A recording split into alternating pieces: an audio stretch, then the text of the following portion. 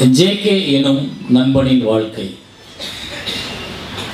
இந்த பெயரை நான் உச்சரிக்கும் பொழுது எனக்குள்ளேயே ஒரு கம்பீரம் வரும், எனக்குள்ளே ஒரு பாசிட்டிவான ஒரு எனர்ஜி வரும். அந்த பெயரையும் இந்த தலைப்பையும் நான் பயன்படுத்தும் பொழுது கிட்டத்தட்ட வெறும் இயக்குனராக நான் பணியாற்றி 2001 10-11 வருஷம் ஆச்சு. வெறும் இயக்குனராக பாண்டவர் பூமிக்கு அப்புறம் நான் வெறும் இயக்குனராக பணியாற்றும் ஒரு திரைப்படம் இது முதல் படம். இப்போ அதற்கிடையில் நான் நடிகரானதுனால இந்த நடித்து நானே டைரக்ட் பண்ணி அப்படிலாம் சில படங்களை நான் எடுக்க முடிந்தது.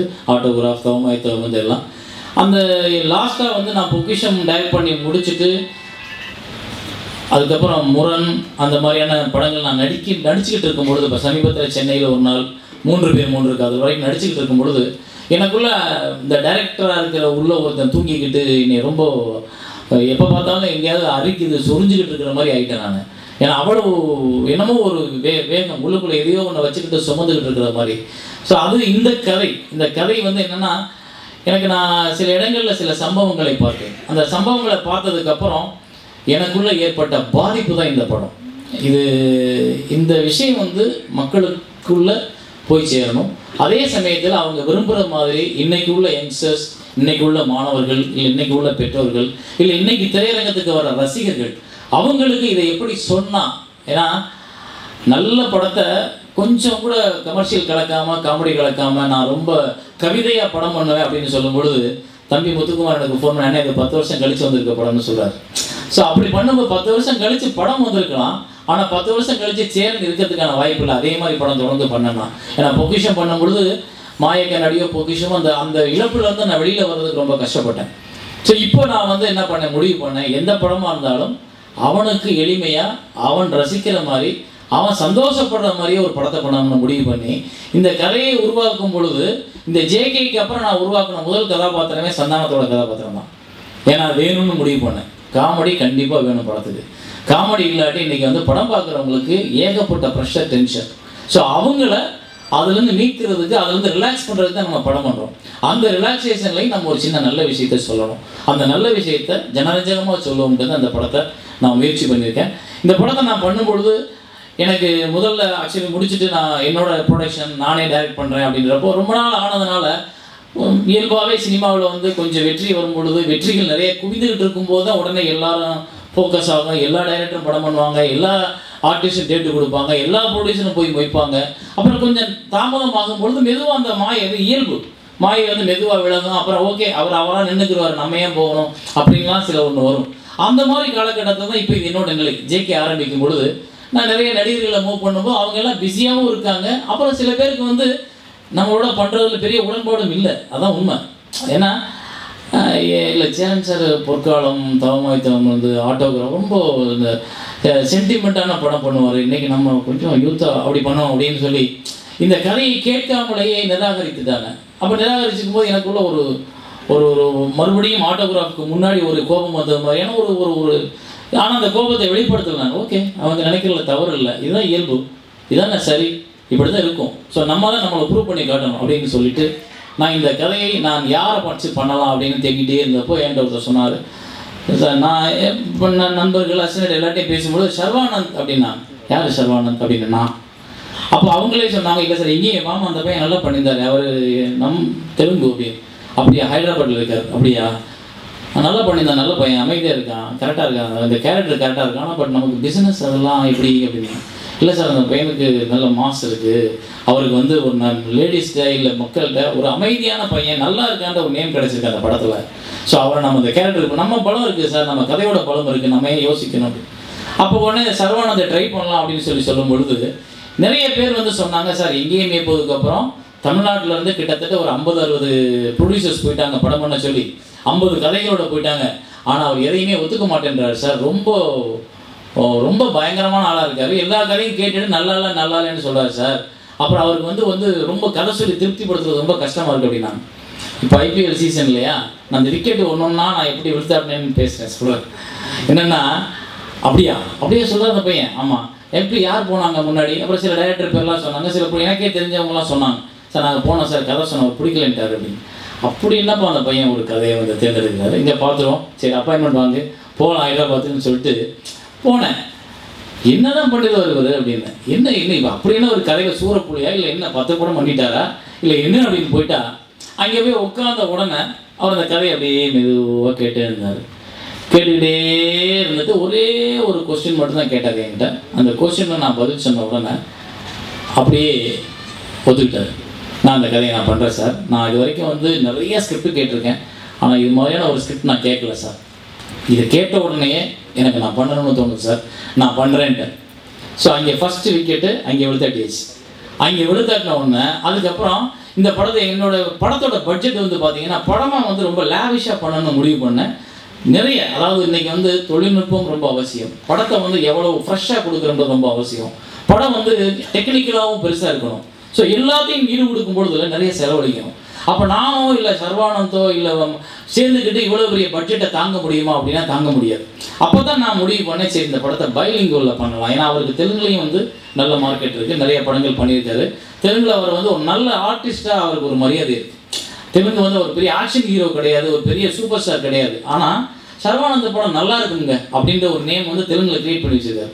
அப்போ ஏன் இதை நம்ம கேட்ச் பண்ணிக்க கூடாது அப்படின்றப்போ அப்போ தான் அங்கே ஹைதராபாத்தில் இருக்கவங்க சொன்னாங்க, சார் நித்யா மேனன் இங்கே ரொம்ப பீக்கில் இருக்காங்க அப்படின்னு. அப்படியா போடு அடுத்து விக்கெட்டு இப்படிடா நித்யா மேனன்ட்டு அவங்க தேடி போனோம். அப்போ அவங்களுக்கு வந்து இதே மாதிரி ஒரு பேக்ட்ராப் இருக்குது. அவங்களும் இது மாதிரி சாதாரணமாக ஒத்துக்க மாட்டாங்க, நிறையா படங்கள் பண்ணுறதில்ல, கண்ட படங்கள் பண்ணுறதில்ல. அப்புறம் நான் வந்து இப்படி டூயட் பாட மாட்டேன், அப்புறம் எதுவுமே அப்படி அவங்களுக்குன்னு ஒரு ரெஸ்ட்ரிக்ஷன் வச்சுருப்பாங்க. அந்த பவுண்டரிக்குள்ளே யார் போகிறாங்களோ அவங்கள மட்டும்தான், அந்த படம் மட்டும்தான் அவங்க பண்ணுவாங்க. இது என்ன நமக்கு வர்றதெல்லாம் சேலஞ்சாக வருது, சரி இப்படிங்க போய் பார்ப்போம், கதையை கேட்டால் கண்டிப்பாக விடுவாங்க அப்படின்னு சொல்லிட்டு போய் கதையை சொன்னேன். நான் போனவொன்னே பார்த்தா ஒரு சின்ன பொண்ணு வந்து இவங்க என்ன பெரிய பில்டப் கொடுத்தாங்க, பார்த்தா சின்ன பொண்ணாக இருக்கே பரவாயில்ல ஓகே. அப்புறம் கொஞ்சம் அவங்க ஷார்ட்டு வேறு, அதுவும் வேறு என்பதாக இருந்தது. சரி ஓகே இன்னும் கதை சொல்கிறேன். அவங்க என்ன சொன்னாங்க, சார் சேரன் ஒன்று ஏதோ 5 தேசிய விருது ஃபிலிம்ஃபேர் விருது எல்லாம் வாங்கணும், ஏதோ பெரிய கொஞ்சம் வயசான ஒருத்தர் வருவார்னு பார்த்தேன், ஆனால் நீங்கள் கொஞ்சம் சின்ன ஆளாக இருக்கீங்க அப்படின்னா. சரி ஓகேங்க கதையை கேளுங்க. கதையை கேட்டாங்க. அவங்களுக்கு முதல்ல அந்த கதையில் பிடிச்ச விஷயம் வந்து ரொம்ப நாளைக்கு அப்புறம் தெரியல எனக்கு இதுக்கு முன்னாடி எந்த படங்கள் வந்தது அப்படின்னு, ஒரு கதையில் கதாநாயகனையும் ஒரு ஒரு சிறு பார்வை கூட பார்க்க விடாத படம் அந்த படம் இருக்கும். ஏன்னா ஒரு நண்பனுடைய வாழ்க்கையை தான் சொல்கிறாங்க. ஒரு நண்பனுடைய வாழ்க்கையை சொல்லும் பொழுதுல நான் பழகிக்கிட்டே இருக்கேன், ஓடுறேன் என் வாழ்க்கையை தேடி, என் வாழ்க்கையில் நான் எங்கேயோ ஒரு இடத்த போய் அடையன்றிருக்கேன், ஓடும் பொழுது என்னோட கூட ஒரு நண்பர்களுக்கு சப்போர்ட் பண்ணி நிற்கும் பொழுதுல நான் அவங்களுக்கு எந்த இடத்துல எந்த நேரத்தில் வேறு மாதிரி நான் பார்வை எனக்குள்ளே வந்துடாது. உண்மையான லட்சியத்தோட ஓடுறவனுக்கு, அந்த உண்மையான லட்சியத்தோட ஓடுற அந்த ஜேகேயை கூட இருந்து சப்போர்ட் பண்ணுற நண்பர்கள் இருக்காங்கல்ல, அதில் ஒருத்தியாக தான் இந்த நித்யா. ஸோ அந்த நித்யாவோட அந்த கேரக்டர் அவங்க சொன்னால், சார் ஃபஸ்ட்டு டைம் நான் வந்து இண்டஸ்ட்ரியில் டூயட் சாங் இல்லை, லவ் இல்லை, அது இல்லை, மரத்தை சுற்றி பாட மாட்டீங்க, கனவு காட்சி கிடையாதுன்னு இருந்தால் கூட ஆனால் இம்ப்ரெஸ் பண்ணீங்க, நான் அழுகிறேன், எனக்கு அந்த கதாபாத்திரத்தை என்னால் ரெண்டையும் பிரித்து பார்க்க முடியல, இது நட்பு, இந்த நட்பு வந்து இந்த காதலையெல்லாம் தாண்டி ஒரு அற்புதமான ஒரு விஷயமா இருக்குது, I want to do it அப்படின்னு சொல்லும் பொழுதுல எனக்கு 2வது விக்கெட் அங்கே விழுந்துச்சு. சரி ஓகே இந்த 2 பேர் தமிழ் தெலுங்கு பண்ணிடலாம். அப்போ இதுக்கு ஒரு நல்ல மியூசிக் டேரக்டர் வேணும், இல்லை ஒரு பெரிய மார்க்கெட்டில் இருக்கிற ரொம்ப யூத்ஃபுல்லான, ஏன்னா படத்தில் வந்து நான் ஒன்று முடிவு பண்ணேன், டோட்டல் டீம் வந்து யங்ஸ்டர்ஸாக இருக்கணும், யாரும் வந்து ரொம்ப 40 தாண்டக்கூடாது அப்படின்னு சொல்லி முடிவு பண்ணிட்டேன். 40 30 கூட தாண்டக்கூடாது.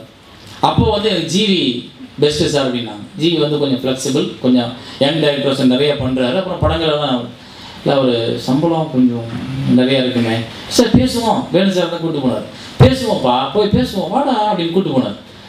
சரி அவர் ஏன்னா இப்போ அவர் ஒர்க் பண்ணுற டைரக்டர்லாம் எனக்கு அடுத்து வந்த தலைமுறை, அந்த தலைமுறையோட ரொம்ப அழகான ட்ராவலில் இருக்கவருக்கு அவருக்கே ஒரு சின்ன பயம் வந்துடக்கூடாது. சேரன் சார் கொஞ்சம் அப்படியே ஆட்டோகிராஃப் அப்படிலாம் பார்த்துருக்காரு, அப்புறம் ஒரு இது இருக்குது. அப்புறம் அவர்கிட்ட போனோன்னே அவர் கதையை கேட்டார்.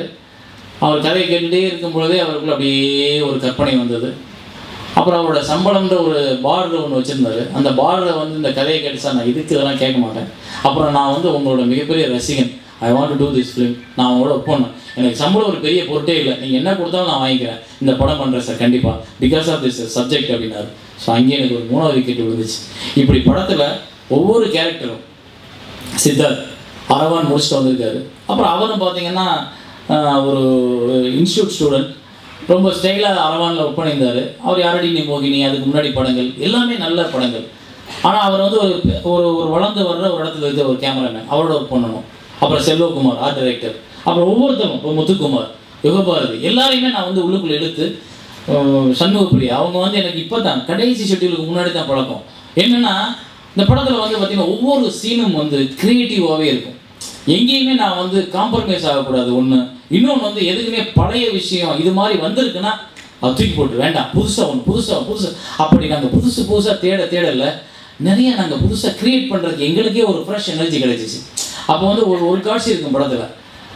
நித்யா வந்து ஒரு நாள் ஒரு ஷர்ட்டு போட்டு போவாள். அதே மாதிரி ஷர்ட்டை வந்து சர்வா போட்டு வந்தோன்னே அந்த ஃப்ரெண்ட்ஸ் சும்மா என்ன 2 பேரும் ஒரே மாதிரி போட்டு வந்துருக்கீங்க, பேசி வச்சு போட்டு வரணும். இப்போ மறுநாள் வந்து அவள் ட்ரை பண்ணி இன்றைக்கி அவன் போட்டு வர மாதிரி வரணும், வேறு கலர் போட்டு எடுத்தால் ஒவ்வொரு ஷர்ட் எடுக்கும் போதும் அவன் வேறு ஷர்ட் அதே மாதிரி அந்த கலரில் வச்சுருக்கான்ற கன்ஃபியூஷன் வரும். எல்லாமே அவங்ககிட்ட இருக்கே இல்லை ஏதாவது போட்டு வந்தால் மறுபடியும் கிண்டல் பண்ணுவாங்களேன்ட்டு ஒரு கீழே ஒன்றுன்னா பார்ப்பா. கடைசி வந்து ஒயிட் ஷர்ட் எப்போவுமே போட்டதில்லை. சரி ஓகேன்னு ஒரு கலர் ஒயிட் எடுத்து போட்டால் அங்கே போனால் அதே மாதிரி ஷர்ட்டை அவன் ஒயிட்டில் போட்டு வந்துருப்பான். அவளுக்கு டக்கு ஐயோனா எல்லாம் கிண்டல் பண்ணுவான். ஸோ அப்போ ஃபஸ்ட்டு டிசைட் பண்ணுவாள், ஜேகே இனிமேல் எல்லோரும் போடுற மாதிரி ஷர்ட்டு போடக்கூடாது, ஒரு டிஃப்ரென்ஸ் வேணும் அப்படின்னு. அதுக்கு அவர் காஸ்டியூம் டிசைனர் அந்த படத்தில் இருக்கிறதுனால அவள் ஒரு ஷர்ட்டு டிசைன் பண்ணுவாள். 7 days 7 ஷர்ட். ஒரு ஷர்ட்டு வந்து 7 நாளைக்கு மாற்றி வேறு மாதிரி ஒரு நல்ல ஐடியா உள்ளுக்குள்ளே. ஸோ இதை வந்து நாங்கள் க்ரியேட் பண்ணிட்டோம். ஆனால் அதை உருவாக்குறதுக்கு அவ்வளோ கஷ்டப்பட்டோம். ஒரு காஸ்டியூம் வந்தாங்க, இன்னொரு காஸ்டியூம் டிசைன் வந்தாங்க, இன்னும் எதுலேயுமே எங்களுக்கு ஒரு திருப்தி ஏற்படலை. ஸோ என்னென்னா நம்ம கான்செப்ட் இஸ் குட், பட் அதை வந்து கரெக்டாக சொல்லலைன்னா அசிங்கமாக அழுக்காக போயிடும். ஸோ அப்போ வேறு வழி இல்லை, 3 வாட்டி கேன்சல் பண்ணி இந்த சீன் எடுக்க போய் கேன்சல் பண்ணி 4வது தடவை எங்களுக்கு இந்த சண்முகப்பிரியா கிடைச்சாங்க. எல்லாரையும் கேட்டுகிட்டே போனாங்க. கேட்டுகிட்டே போயிட்டு சரி சார் நான் ஒரு 2 days கழிச்சு வரேன் சார். 2 days கழிச்சு வந்தாங்க. அழகாக ஒரு 7 ஷர்ட்டு கொண்டு வந்தாங்க. வேறு யாருக்கு பிடிச்சிச்சு பார்த்தோன்னே இதுதாங்க நான் கேட்டது அப்படின்னு. இந்த படத்தை வந்து பொதுவாக வந்து ஒரு மாடர்னாக, ஏன்னா நான் சில நேரங்களில் ரொம்ப வருத்தப்பட்டவங்க. வில்லேஜ் படம் எடுத்ததுக்காக நம்மளை ஏதோ ரொம்ப ஒரு ஏளனமாக பார்ப்பாங்க சில பேர். வில்லேஜுக்குள்ளே தான் மனுஷன் வாழ்கிறான், வில்லேஜிலேருந்து தான் எல்லோரும் வந்தோம், வில்லேஜுக்குள்ளே தான் உண்மையான அன்பும் எல்லாம் அடங்கி உள்ளே கிடக்குன்றத தெரியாமல் வியாபாரமும் பணமும் சில பேரை மாற்றிடல. வில்லேஜ் படம்னா ரொம்ப கேவலமாக ஓகே அப்படிமா. சம்பளம் பேச போனோம்னா ஏதோ வில்லேஜ் படம்னா கம்மியாக பேசுவாங்க சம்பளம். ஒரே ஒரு படம் பண்ணியிருப்பாங்க, ஒரு படம் ஹிட் ஆகிருக்கு, ஒரு டைரக்டருக்கு வந்து உடனே க்ரோர்ஸ் அப்படிம்பாங்க. ஆனால் நம்ம போய் பேசணும்னா நம்ம 4 படம் பண்ணியிருப்போம், 4 ஹிட் ஆகிருக்கும், ஆனால் வில்லேஜ் படம் பண்ணியிருப்போம். அப்புறம் பெரிய ஆர்டிஸ்ட் வச்சு பண்ணதில்லை.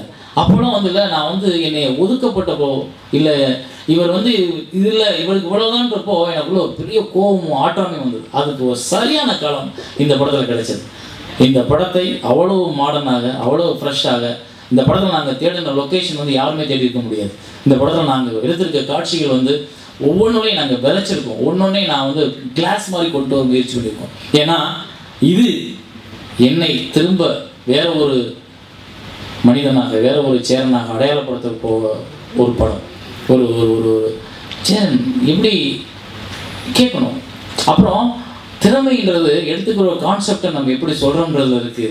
ஸோ அதை ஒரு படம் எடுத்ததுக்காக அந்த டேரக்டர் அப்படியே பார்க்கக்கூடாதுன்னு நான் ப்ரூவ் பண்ணணும். எல்லா டேரக்டருமே மதிக்கப்பட வேண்டியது, எல்லா டேரக்டருக்கும் எல்லா திறமையும் இருக்கும். அதை கொண்டு வரணுன்றதுக்காக இந்த படத்தை புரிஞ்சிருக்கேன். எல்லாரையும் போட்டு சக்கையா ராமாராவெலாம் எடிட்டர் அவர் வந்து எனக்கு பாரதி கண்ணாமோட ட்ரெய்லர் பண்ணுறது வந்து பழக்கம் அவருக்கு. இன்றைக்கு வரைக்கும் என்னோட கூட ட்ராவல் பண்ணிட்டே இருக்கார். இப்போவும் நான் அந்த சாங் எடுத்தவொடனே கொண்டு போய் கொடுத்தவொடனே அவ்வளோ அழகாக தூக்கி போட்டு போய் பிரித்து மேஞ்சு அதை பண்ணி கொடுத்தாரு. இப்போ நீங்கள் பார்த்த அந்த 2 சாங். ஸோ ஒரு எல்லாரோட எனர்ஜி, எல்லாரோட கூட்டு முயற்சி, எல்லாரோட வேகம் எல்லாத்தையும் போட்டு சர்வா சொன்ன மாதிரி என்னோட அசிஸ்டன்ட் டீம் நீங்கள் வந்து பைலட் ட்ராக் பார்த்தீங்கன்னா தெரியும் அவங்க எவ்வளோ தொண்டை தண்ணி போக கத்திருக்காங்க. ஒவ்வொரு வாட்டியும் அந்த ஒவ்வொருத்தரோட வேகம் இருக்குல்ல, அது வந்து அந்த படத்தை வேறு மாதிரி கொண்டு வந்து இப்போ ஒரு திருப்தி ஏற்படுத்தியிருக்கு. எனக்கு படம் பார்க்கும்போது ஒரு சந்தோஷம். எஸ் ஐ வில் வின் அப்படின்ற எனக்கு ஒரு நம்பிக்கை கொடுத்துருக்கு. அந்த நம்பிக்கையோடு நான் அதை உங்கள் முன்னாடி கொண்டாந்து வச்சுருக்கேன். ஸோ இதை கொண்டு போய் சேர்த்து மக்கள்கிட்ட சரியான முறையில் அதை அடையாளம் காமிச்சு ஒரு இத்தனை குடும்பத்தையும் பாதுகாக்க வேண்டிய இடத்துல நீங்கள் இருக்கீங்க. So it's a first look the best look அமையணும். நன்றி.